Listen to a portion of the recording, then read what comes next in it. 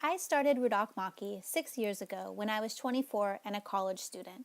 Initially, I met the women of the Yanamia prison located in the Andean city of Ayacucho, Peru, through a study abroad program where I taught a 2-month jewelry making class.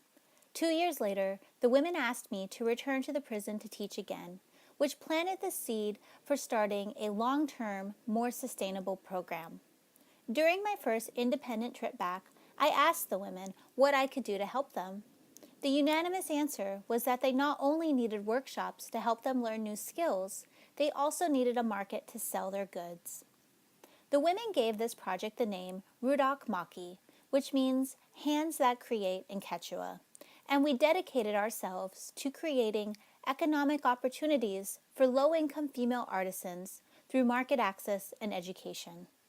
Our core values encompass cultural preservation, fair trade practices, community-based solutions, and sustainability. At the very heart of the organization is the concept of horizontalism, that not one of us is more authoritative, that there is no in charge, that everyone's opinion and ideas are valuable, and that the true scholars in the organization are the women.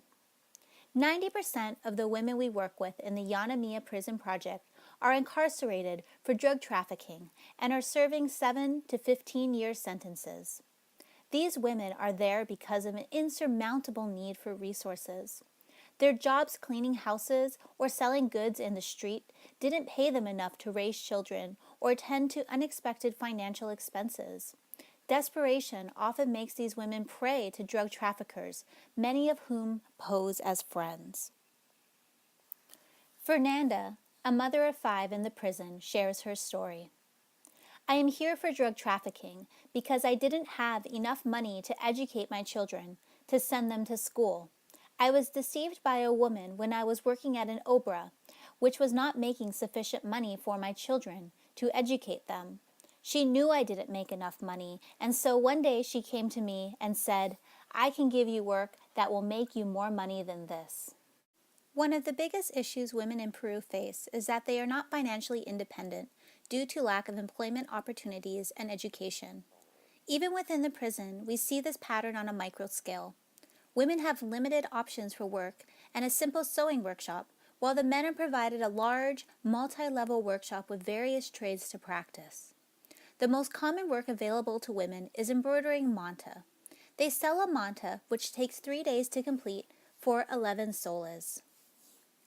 It's only enough to cover the bed and food, but nothing else. Sometimes we get sick, and it's not enough to pay for medicine or paper, soap. I have a health condition where I have to take pills and medicine regularly, and it is expensive. What I make doesn't cover them. The baby goes through diapers and milk and clothes quickly, and his dad gives me nothing. He doesn't help me with these things or send me money. He doesn't come to visit. I don't have any help. It's not enough, because I work here embroidering manta, and it pays very little, and is only 2 or 3 days of work, and it's not enough.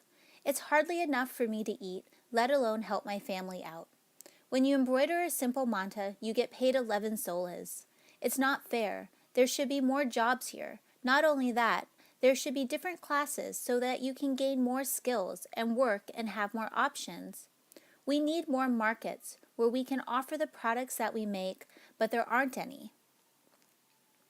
Outside the prison, women face the same challenges. Low-paying, exploitive work that is hardly enough to live on. The result is that women often rely on men for financial stability. In regard to drug trafficking, many women were not directly involved with trafficking, but rather their husbands were involved.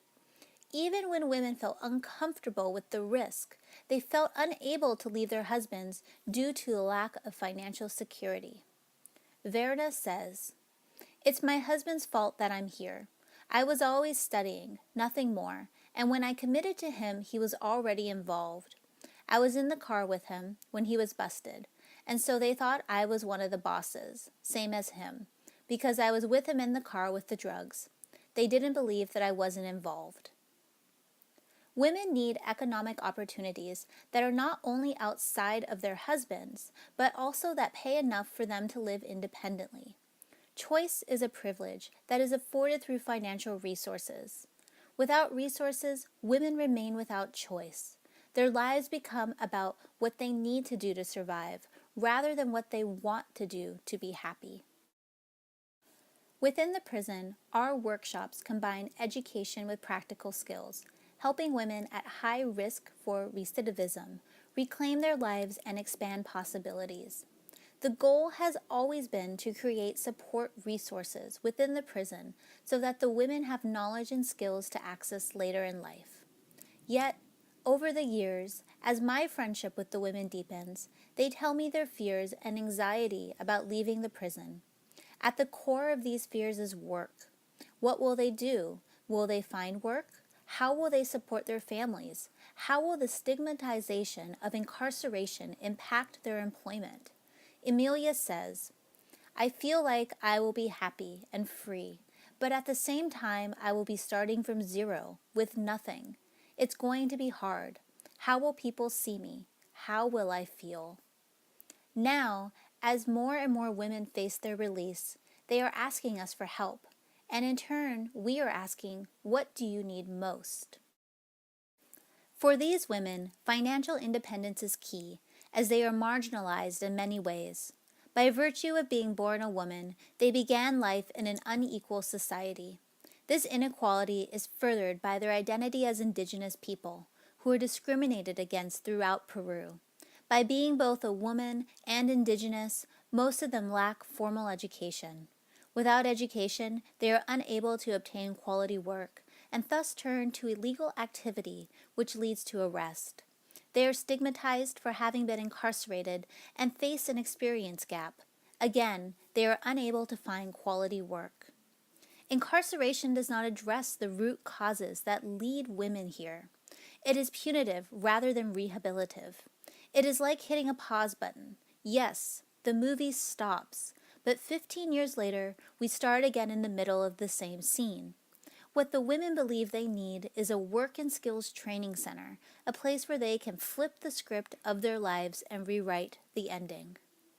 The proposed work center will focus on building both professional and artisan skills, as well as providing a much-needed workspace for women to continue their artisan work. This provides an interim income while they receive training. Yet beyond simply offering professional development training, the Work Center will also act as an employment opportunity within itself. The center will be the women's first step towards gaining practical employment experience through employing formerly incarcerated women to work in administrative and managerial roles. This gives the women essential, yet nearly impossible to obtain, leadership opportunities. At the heart of the center is a cooperative model, with the long-term goal of handing the center over to the women in its entirety. Not only does a cooperative model replace the cycle of dependence on foreign aid, but it also fills this void with a cycle of interdependence between the women.